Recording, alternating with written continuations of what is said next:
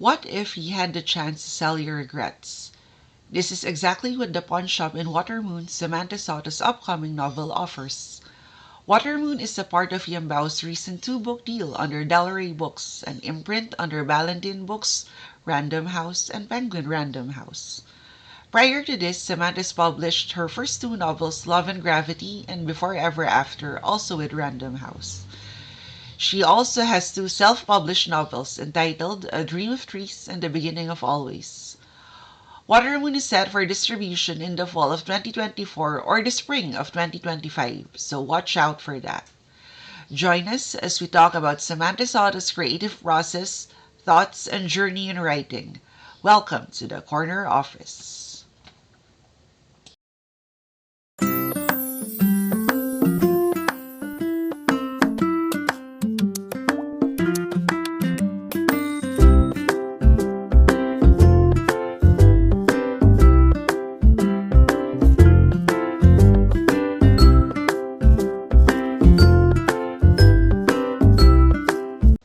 Samantha's journey, works, and thoughts on writing.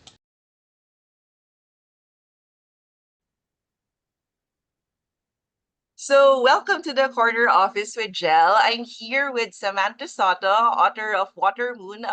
Thank you for being here at the Corner Office, Sam. Thanks for having me. I like what you've done with the place. Okay. It's also a first for me. It's cool, no? Yeah, super cool, super cool. You So, just need. congrats on your congrats on your upcoming novel, Watermoon. Can Thank you. you tell us more about it? Okay. So Watermoon is actually my first foray into the speculative fiction genre. I mean, in the past, there were elements of fantasy in the novels that I wrote, but with this one, I really dove into a whole new magical world, and specifically in alternate Japan. So the story is about this pawn shop in Tokyo, a magical pawn shop in Tokyo, where you can sell your regrets. So imbis na Mm. sa Palawan, 'di ba? You go and bring your Oh my. whatever, 'di ba? So here you get to exchange your regrets. And so it follows the journey of this man from our regular world, like the non-magical world, who walks into this place, meets the pawn shop's owner, and they go off on this adventure into this alternate Japan. So it's an exploration of the themes of choice, free will, destiny, yeah, things like that. I'm just curious because you said you could sell your regrets. What do you get out Yes. of your regrets? Or we have to read it. We have to read it. Well, okay. I'm thinking if it's going to be a spoiler, but yeah, well, what you actually walk out of the store with is a box of green tea, but also so Mm. much more than that. So Oh, interesting. yeah. Um, Also, yeah, I noticed it in your novels. Like for example, in Watermoon, there's a play between time and space. Like for example, regrets, that's something of the past. And for Mhm. example, in your other novel, Love and Gravity, the leading lady or the Vida, had a love affair with a young Isaac Newton. So, Yes. can you explain the interest with like the play of time in your novels? I love playing around with time because it's the one thing we have the least control of in real life. So for me, this is my chance to be the master of time. I almost treat time like another character in the book. And so I really like to experiment with it, not just, like the obvious ways to time travel and things like that. I just like to see how else you can manipulate time and use it as a way of telling your story. So I guess the fascination started, I've always liked themes of time travel, things like that. So, or time slips. And so I've tried to incorporate that consciously or not, I guess, in my own work. Nice, nice. Because, yeah nga, if you think about it, parang time is something na you wish you could control. Like, for example, if you had something that you wish you've done, Yeah. And yeah, that's not reality. So it's nice to Oh. play with it as a writer, because that's the power of writing, right? You get to Yes. control what happens. Yes, exactly. Like here, talagang time is our master, right? We age, we grow old, we can't turn back time, so I feel like as a writer, like this is my chance, to show time who's boss, who's Yeah, the yeah. boss.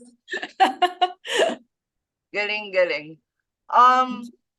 what made you decide to set the story in Tokyo? Because Okay. it's interesting, no? There are a lot of novels now being set in Asia. I don't know if it's Hmm. because of the rise of K-drama and other Asian I'm sure. novellas, but Yeah, yeah, yeah. yeah, it's great that a lot of novels now are being set in Asia to introduce like the culture on the global scale. So yeah. I think you're right. There is this renewed fascination with Asia and all things Asian. So I'm very happy about that. Everything from crazy rich Asians, di ba?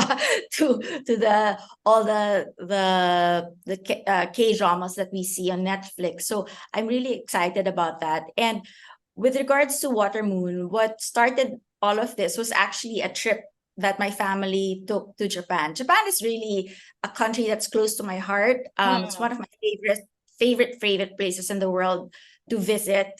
It was the first country I visited as a kid. It was yeah, in my life. Yeah, I was 9 years old, and that's my first trip abroad. So I guess because Wow. of that, yeah. So I guess because of that, Japan has always meant something like special to me.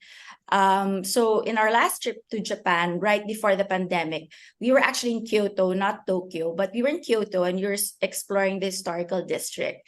We were in Ninenzaka Street. I don't know if you're familiar with that place, but in Ninenzaka Street, it's this cobbled road.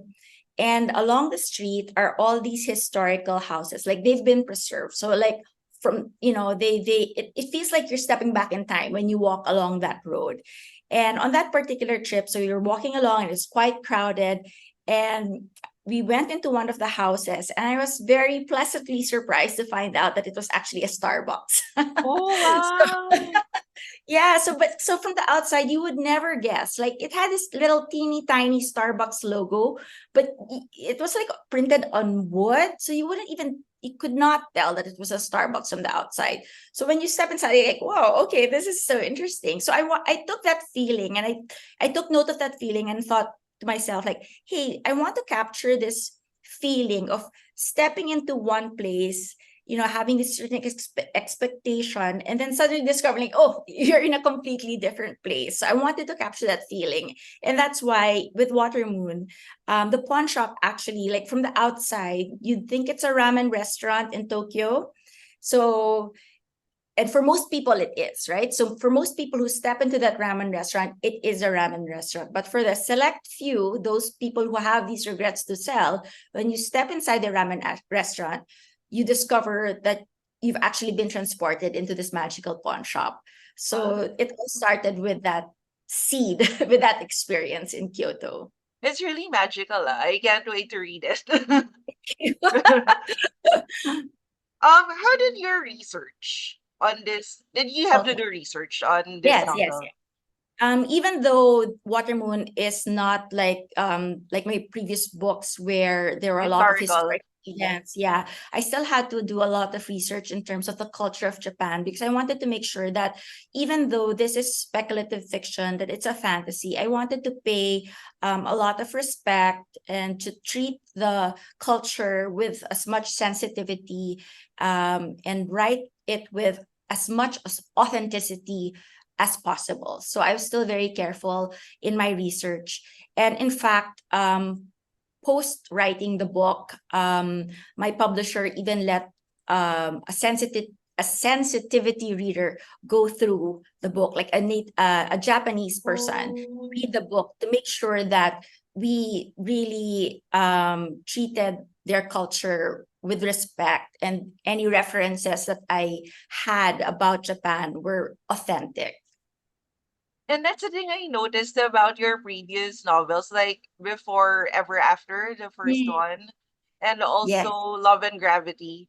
Yes. Parang everything was so authentic. Parang it's like you could Mm. grasp the setting. And I think that's one of the special characteristics of your writing. Parang Oh, when someone reads it, parang talagang you you're there with the characters.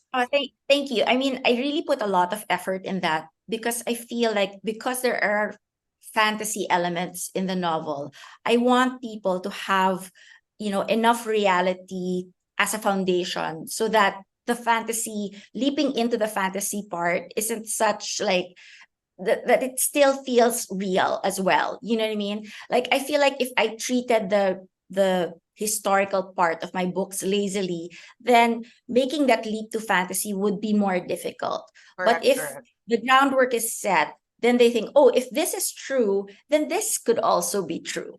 You know? Yeah, yeah. Oh, So that is a great way to look at it, yeah. Galing. Um, how long did it take you to write Watermoon? This was pretty fast compared to my other books because nga, it wasn't a historical novel. So this took about 6 months in total to write. So and I wrote it during the pandemic, so I didn't really have anything else to Oo do. nga. Writing was a savior during the pandemic because we Yeah, were all yeah. at home, no? Yeah, exactly. It was either that or you become a plantita, right? And Mm. I don't have a green thumb, so I didn't want to kill a bunch of plants. Yun nga. Oo nga, a lot of people, develop this habit of planting or having their own garden Yeah, at home. buying plants. Yeah. So I felt like, okay, I'll be kind to plants and I'll just write instead.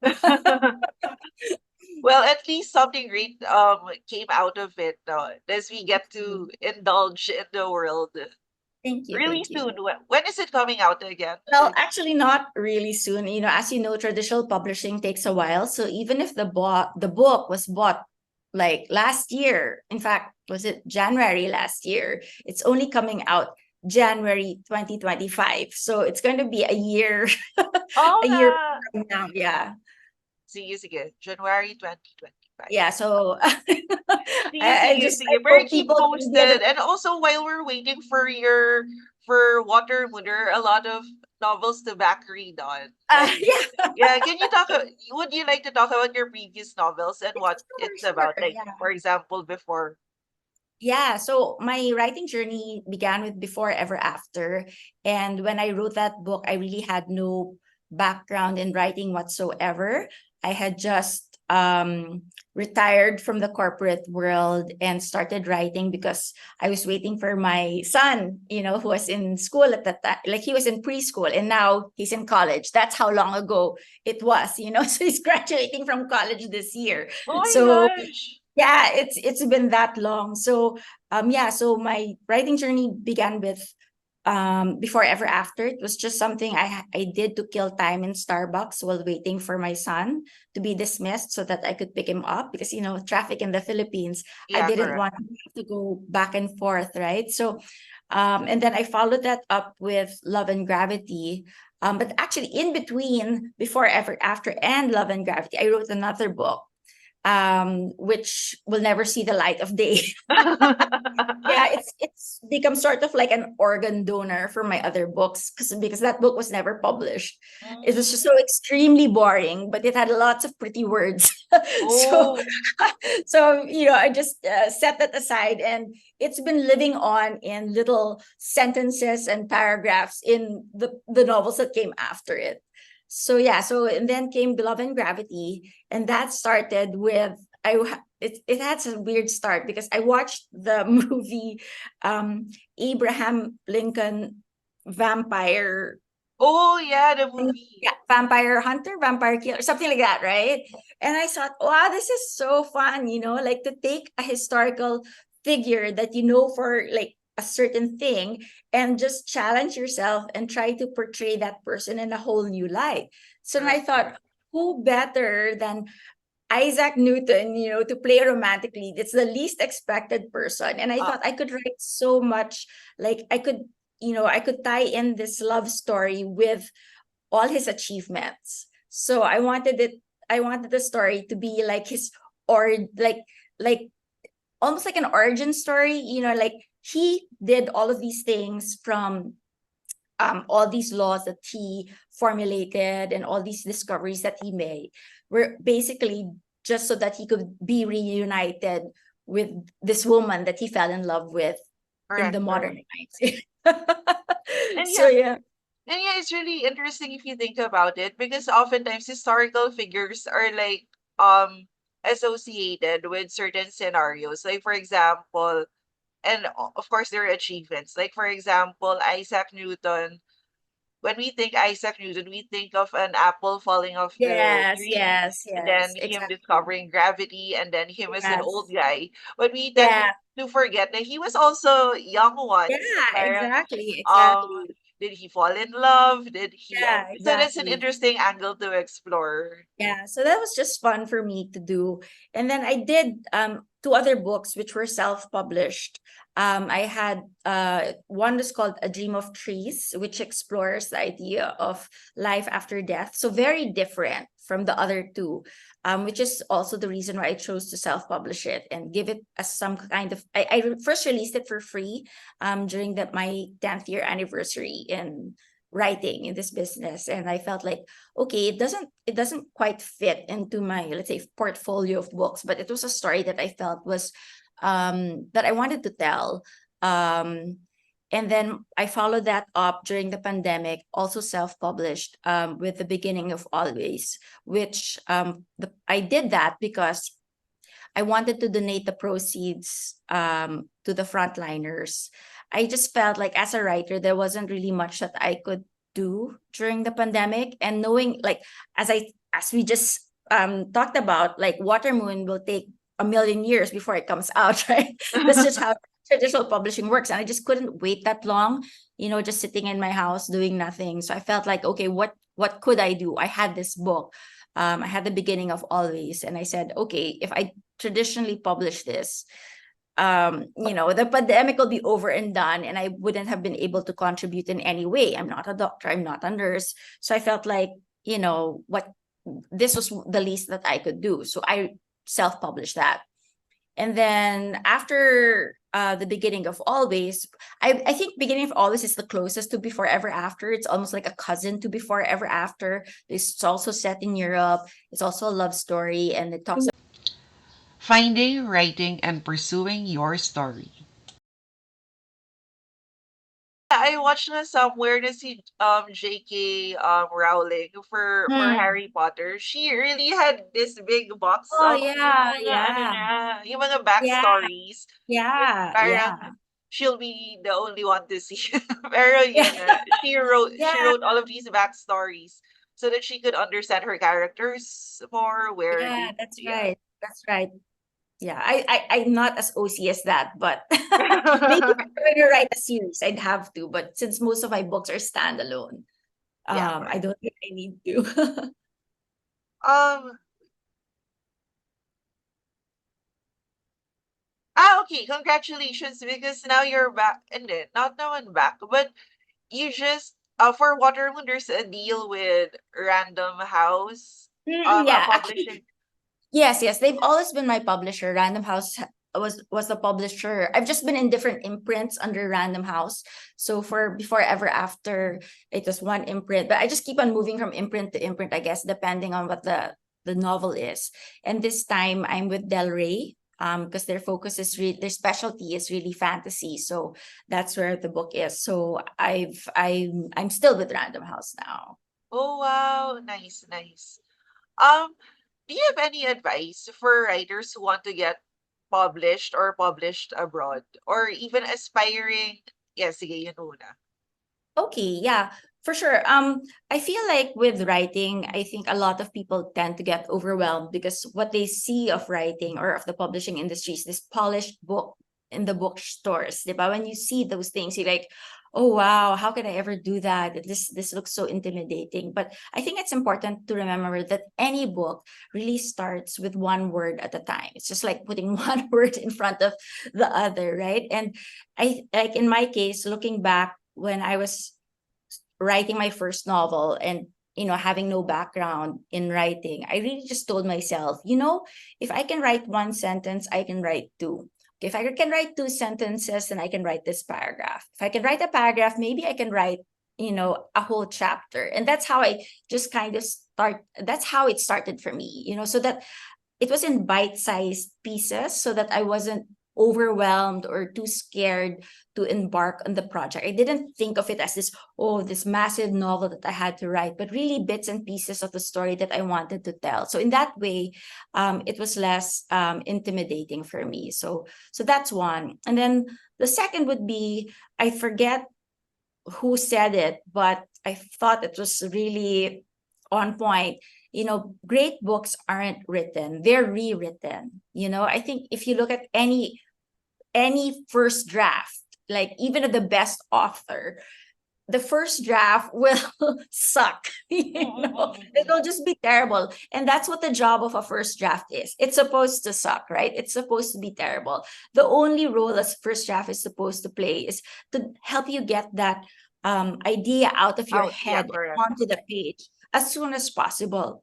And I think speed is critical, because if you let it sit in your brain too long, you start to overthink, and then you start talking yourself out of this great idea. Then this great idea doesn't seem so great anymore after a while, and not because of anything factual, it's just because of all the voices in your head that you've been listening to, right? So I feel like, yeah, we should be more forgiving of ourselves, and know that the first draft is, not to put any pressure on that. It's really just to get the story out on paper, and that's it. I mean, really, that's what the delete button is for, right? I Yeah, mean, correct. I would probably feel worse if we were talking about like in the past, where you'd have to handwrite everything, Or even type, or like even type. typewriter. But yeah, but I went through in school, and that is a real chore.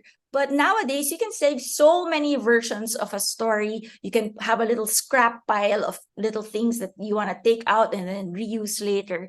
So there's nothing sacred about what we're typing or writing. It you can delete it, you can reuse it, you can set it aside for later, maybe for another book, just to get that out of the way. And I guess the third thing is really discipline.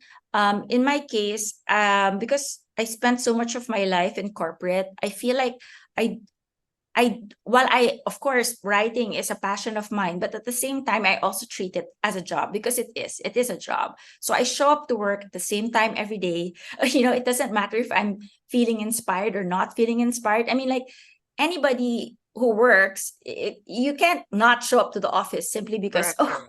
I don't feel inspired today. I Yeah, have correct, correct. Right, like I have writer's block, so I'm not going to go to the office today. You still have to show up, right? You still have to do your time. So I feel like half the battle is showing up.